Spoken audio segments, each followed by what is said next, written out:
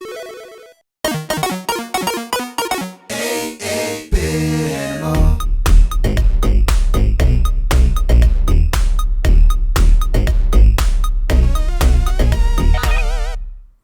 you doing, good people? This is the 8-Bit Animal, and today we're going to talk about a console-exclusive sequel to an arcade classic. Now, the original arcade title came out in 1983. It was one of those games that kind of set Namco apart from other arcade manufacturers. A platformer that didn't really allow the player to jump at will. You kind of had to set yourself up to be able to jump and maneuver, so it made maneuverability a little tricky, but it still worked really well. I'm of course talking about Mappy. And Mappy was popular enough that Namco decided to make a console exclusive sequel for the Famicom.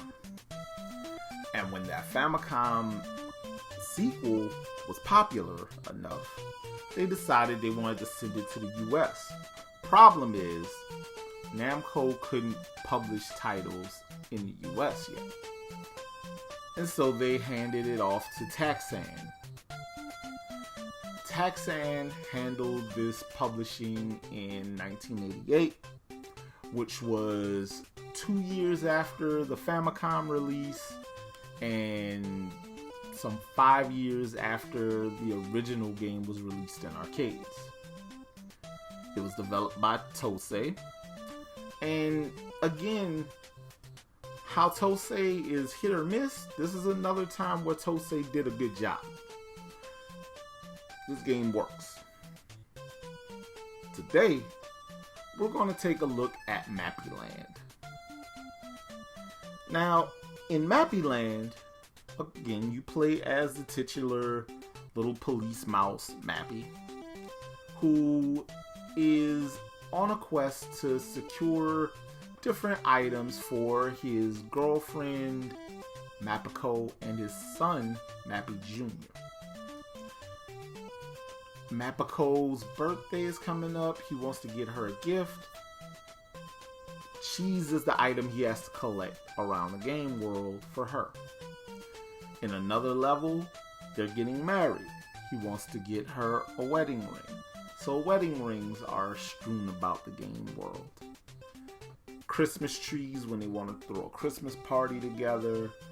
Baseballs for Mappy Jr. when his birthday is coming up. And it keeps going.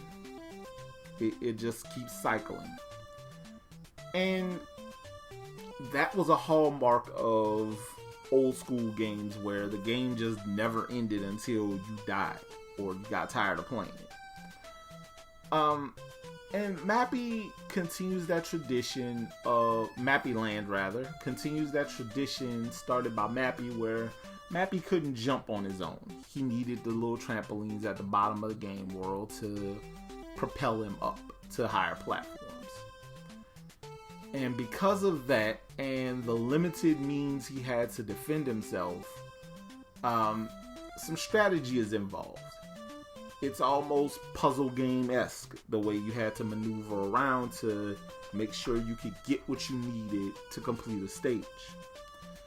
And for my money, as far as early little arcadey platform games, this one is pretty solid.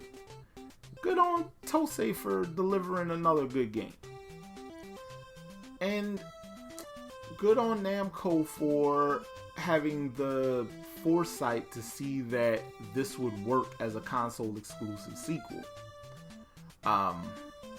Unlike Pac-Land, which I feel like got an arcade release, which was strange to me because Pac-Land doesn't really feel like an arcade title.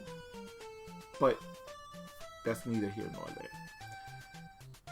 If you're curious about Mappy Land, though, you can get a copy of Mappy Land starting, loose carts start about $12, run up to about $25-$30 for a loose cart.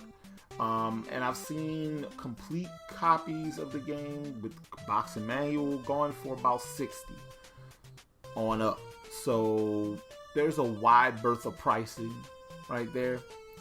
And I definitely recommend this game. It's a solid little action platformer with some puzzly strategy type stuff going on.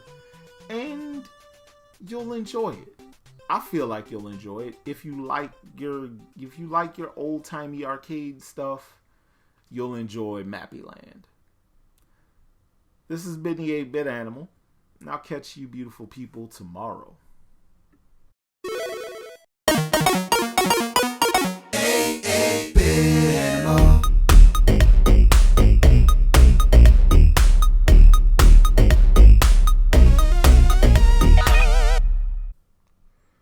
Tomorrow. Hey, it's a movie tie-in. A movie tie-in based on a Kevin Costner movie?